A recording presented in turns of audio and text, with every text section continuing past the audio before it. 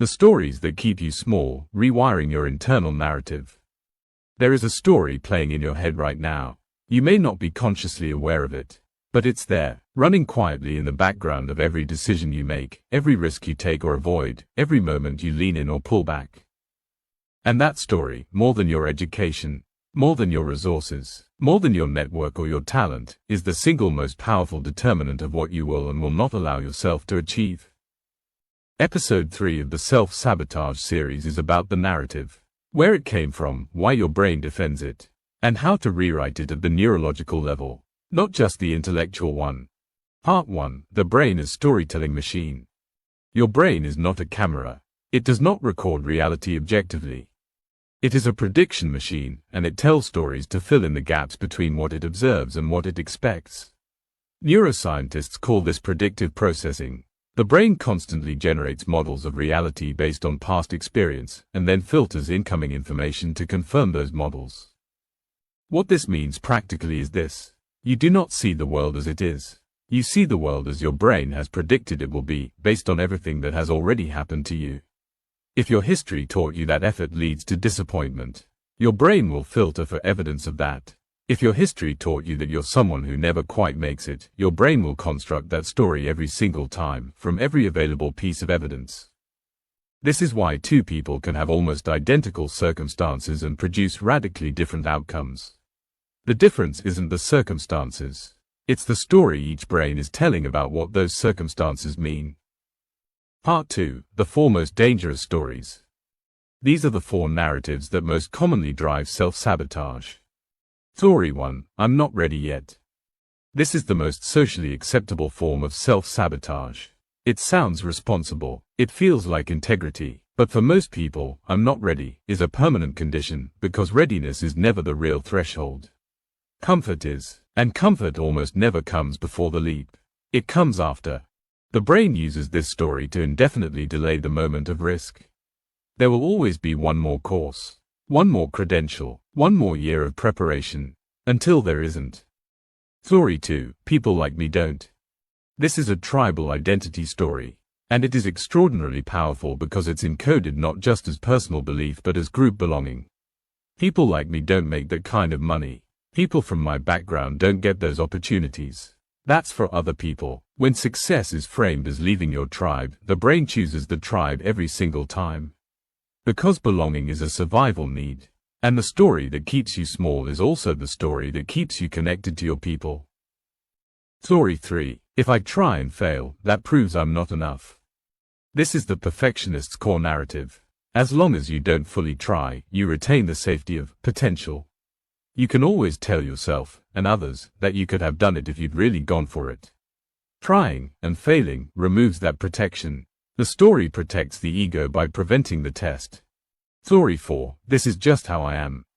The most neurologically entrenched of the 4. This story has moved from experience to identity. From, this happened to me, to, this is me.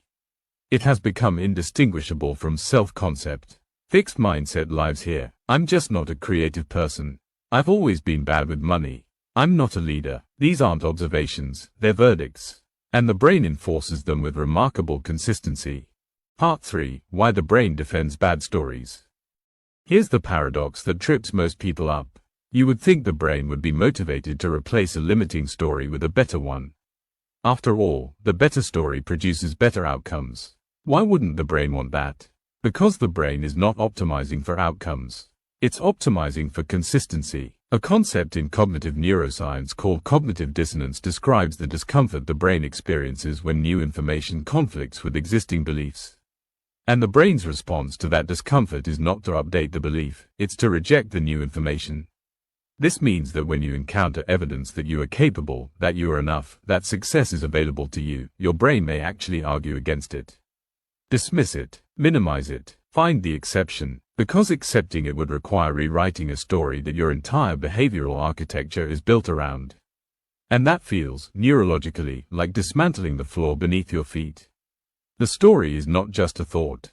It is the load-bearing structure of your current identity, and the brain will protect it accordingly. Part 4. Narrative rewiring, the actual method. So how do you actually change the story? Not theoretically, neurologically. Step 1. Narrative excavation. You cannot rewrite a story you haven't read clearly. The first step is to surface it. Ask yourself, what is the story I tell about why I haven't reached the next level? Write it out. Speak it out loud. Externalize it. When the story is inside your head, it feels like truth. When it's on paper in front of you, it becomes a hypothesis, one that can be examined and challenged. Step 2. Origin tracing. Ask, where did this story come from? Who first told me this, explicitly or implicitly? What experience created this conclusion? This isn't about blame, it's about recognizing that the story has a source. It was not handed down from the universe as fact. It was learned, and what was learned can be unlearned. Step 3. Evidence auditing. Now challenge the story with counter-evidence. Not affirmations, real evidence. Times you showed capability, moments you succeeded despite doubt, skills you demonstrably have, obstacles you genuinely overcame. The brain updates through evidence, not through positive self-talk. Build the case against the old story using your actual life. Step 4. Embodied repetition. Write the new story, not as fantasy, as a grounded, evidence-based alternative narrative. And then read it, speak it, and most importantly act from it, repeatedly. Every action taken from the new story lays new neural track. The old path doesn't disappear overnight, but with enough repetition of the new route, it becomes the default. The story is not your enemy. It never was. It was your brain's best attempt to make sense of your life with the information it had at the time. But you have more information now. You have more experience. You have more capacity. And you have the ability, the genuine neurological ability, to author a new story. Not by pretending the old one didn't exist, but by building something truer on top of it. Please subscribe to our channel to get notified when next a video is being dropped and to motivate us. Episode 4, our series finale, is where we bring everything together. We talk about the identity you are building right now, in real time, and the specific daily architecture that either reinforces your self-sabotage or dismantles it permanently. This is where the rubber meets the road. See you there.